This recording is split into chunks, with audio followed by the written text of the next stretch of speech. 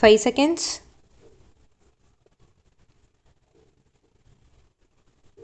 Comments.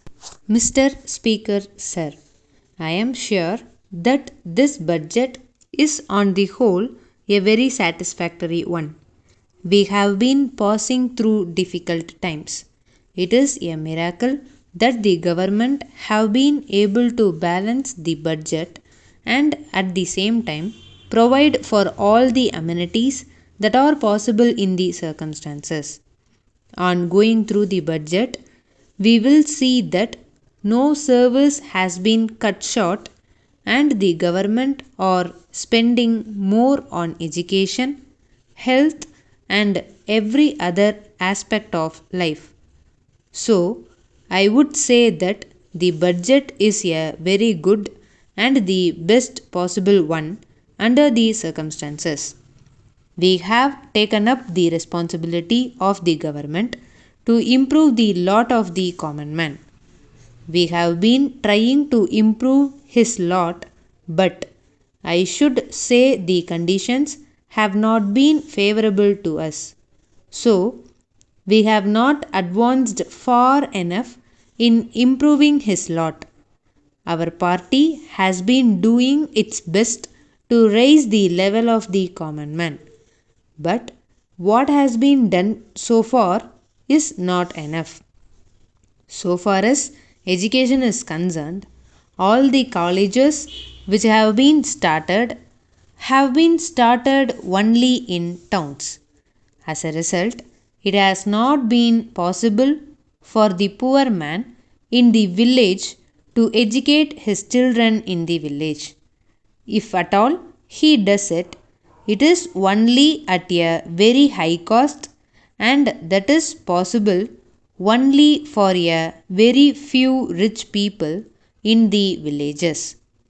In the circumstances, I would like to request the government to lay it down as a condition that if a new college is started, it must be started in a village so that the people in the villages may be able to educate their children therein. So far as medical aid is concerned, hospitals and dispensaries are mostly in towns and in district headquarters where there will be a few lakhs of people.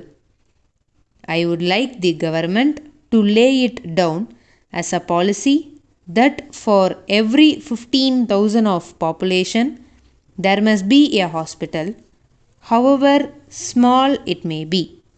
The poor man must be able to reach it within an hour's journey and get necessary medical aid. So far as famine is concerned, this year the government have been spending a lot of money. But I would like to say that it is not enough.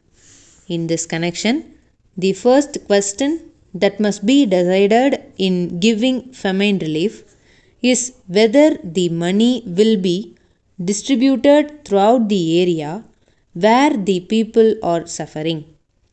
Laying a few roads here and there or the starting of a few tank repair works here and there will not help the poor man in the village. So, I would suggest that works which will keep the poor coolies engaged in the villages themselves should be started. In this connection, I would suggest that village roads may be taken up first for execution. If that is done, the people in the village will be kept in the village informing the roads. I say this because at present there are no good roads connecting the villages. It is only a very few villages that have been connected by good roads. So, if this is done, the coolies will be able to get work for at least 2 months. Of course, we are not expecting famine to continue, but I am sure that the government will be prepared to spend more. So, I would suggest that road works may be taken up first. I would request the government to have a program of work at the outset. Letter from Dharma and Company, Kolkata, to the General Stores Patna. Dear Sirs, we are dealing in milk products. We feel that there is an excellent market in Bihar for our milk product, and we understand that you are a reputed firm there. We will be glad to know whether you are prepared to represent our firm there as sole agents. As there is great demand for our products in other markets, we believe that you will find no difficulty in introducing them in your state. In this connection, we will back your efforts in selling our products by an advertising campaign, a copy of which is enclosed, and at the same time, we are prepared to consider your suggestions for improvement in this direction.